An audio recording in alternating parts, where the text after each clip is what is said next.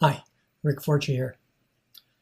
So back after a little hiatus, so transition from Costa Rica to Vancouver Island, and I'm here today to share with you some thoughts on how we Photoshop our lives.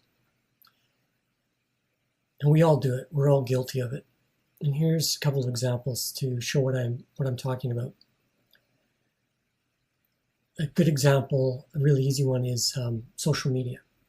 So we post pictures that show us having a wonderful vacation or family event, and it all looks great. What we don't talk about in those pictures generally is the challenges that we had as part of that. So maybe long lineups at the airport or rude passengers, maybe some tense words with our spouse or family member. So we paint this picture that the event was, pretty amazing and rosy. And we also do the other side. We might talk about a situation with a family member or friend or around the water cooler at the office about how awful something is in our lives, or how challenging our life is in general, whether it's the boss at work, a coworker, the traffic getting to and from the office, the economy, the government. It just goes on. So we paint this bleak picture that is, we share our despair, if you will. And both of these situations are quite normal. It's part of the human experience, is to feel these things.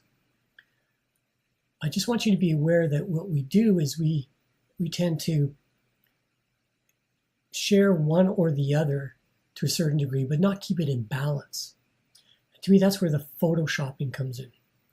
So we share a particular perspective with the way we're feeling at the moment, or maybe the way we want others to think about us, or what the experience we had was, or we are having. And again, that's not wrong. That's part of who we are. What I'm talking about here is being aware that we do this. Now, the fact is that none of these events themselves, the vacation or the traffic jam, have any meaning. The only meaning they have is the meaning that we give it with our thoughts and the thoughts that we hang on to. And this is a very powerful piece of information, that we are actually in control of how we're feeling. We are in control of our photoshopping.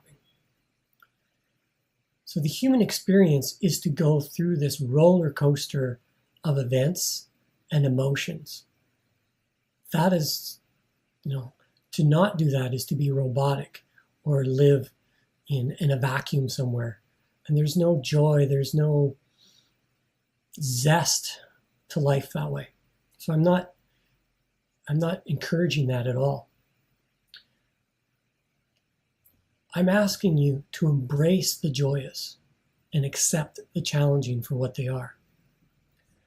Not hide from them and not sugarcoat them, but just be aware of them. Ride them out, if you will, like a wave, knowing that they're going to pass over you and that you're going to be okay. You come up for a breath and you wait for the next wave to come, whether it's joyous or whether it's a challenging wave. So it doesn't do us any good to pretend that everything is wonderful or lament how terrible everything is. And if you use an analogy of being stuck in quicksand, I think we've all had that feeling at one time or another. I'm up to my waist in quicksand, I'm stuck, I'm not sure what to do. And generally we do one of two things. Some people will go, oh, this is okay. I don't mind this. I'm grateful that my head hasn't sunk under the quicksand yet. Oh, look at the pretty trees. And then there's where most of us are the opposite. We're frustrated, we kick, we struggle, we curse. How the hell did we get into this thing? How are we going to get out? My life is about to end. It couldn't get any worse. The thing is, neither of those two responses actually help us get out of the quicksand. What we need to do is take stock of the reality of the situation and look at what our options are. Keep a level head. Keep a clear mindset. What can we do to help ourselves? Because it always starts with helping ourselves. Maybe the first step is to call out for help. But if we don't make that decision and never call out, that option is gone. It's not available to us. So be realistic in what's happening around. It's okay to be optimistic and say, I'm going to get out of this, and believe it, because, trust in yourself. But to be overly optimistic is to be unrealistic. To be overly pessimistic is not being realistic. So keep a level head, keep a balance in what you're thinking and what your options are. Same is true for when things are going great. All right, you climb that mountain and you've got this beautiful panoramic view. Enjoy it, please. You deserve it. You did all that work to get there. But don't get your head lost in the clouds and you lose your step and go over the edge because you weren't aware of your surroundings.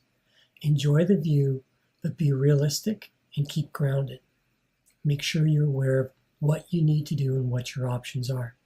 And remember, don't get lost in the view too, because at some point you're going to have to climb back down the mountain. And that's okay. There's always another mountain to climb and another panoramic view to enjoy. So we get to choose how important our thoughts are to us, which gives meaning to the events.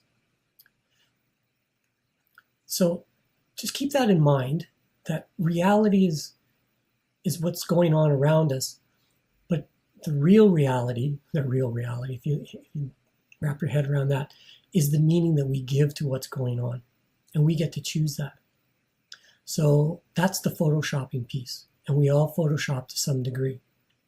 Be aware when you're photoshopping your life. I'm doing my best to not overindulge, not getting too high and not getting too low. My work in progress is riding the waves of life by embracing the joyous, accepting the challenges, and coming back up for that breath of air, knowing that another wave will come and another and another, and it's all good. And that's it for today. Thanks for listening. Be well, take care, keep choosing to thrive, and please be empowered by your choices.